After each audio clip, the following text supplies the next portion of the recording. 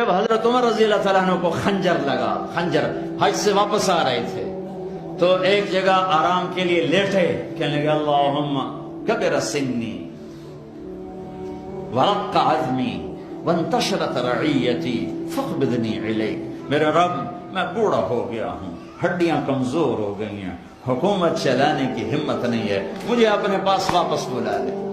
پہنچے ہیں اور 27 ذوالحج کو خنجر لگا ہے، 29 کو جان گئی اور یکم محرم کو قبر میں چلے گئے۔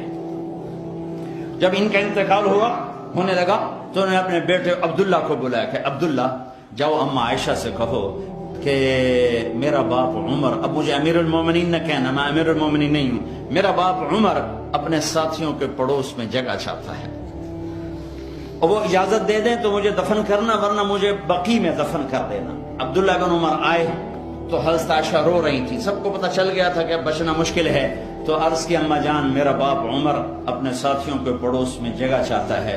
تو عائشہ رضی اللہ تعالیٰ عنہ رونے لگی، فرمایا کہ یہ جگہ تو میں نے اپنے لیے رکھی تھی کہ ایک طرف میرا خامند، ایک طرف میرا باپ، ایک طرف میں پڑ جاؤں گی، لیکن اگر عمر کی خواہش ہے تو وہ مجھ سے زیادہ حقدار ہے، میں اجازت دیتی۔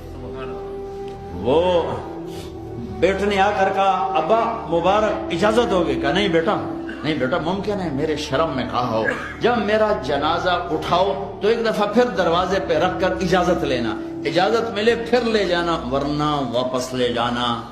تو موت کے قریب حضرت علی اور حسن آئے حال پوچھنے، تو گھبراہٹ تھی، تو حضرت علی نے فرمایا موت سے ڈر رہے ہو؟ کہا نہیں موت سے نہیں، موت کے بعد والی گھاٹیوں سے۔ تو جب موت کو محسوس کیا تو بیٹے کے گود میں سر تھا، تو فرمایا بیٹا مجھے زمین پہ ڈال دے، تو اس کو اچھا نہیں لگا، اس نے پنڈلی آگے کر کے یہاں رکھا، کہا بھائی حق تیرا ناس ہو، میں کیا کہہ رہا ہوں، زمین پہ ڈال دے۔ تو انہوں نے زمین پہ جو ڈالا تو یوں اپنے گال کو مٹی پہ رکھ دیا۔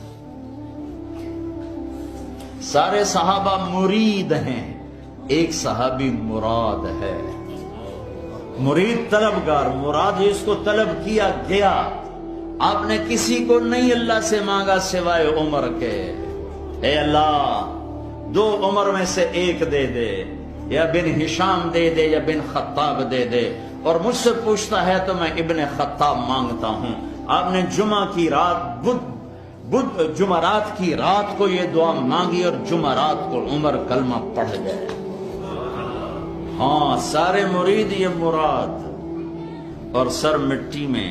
میدان عرفات میں میرے نبی نے فرمایا میرا اللہ میرے تمام صحابہ کو دیکھ کے خوش ہو رہا ہے اور عمر پہ خاص طور پہ خوش ہو رہا ہے۔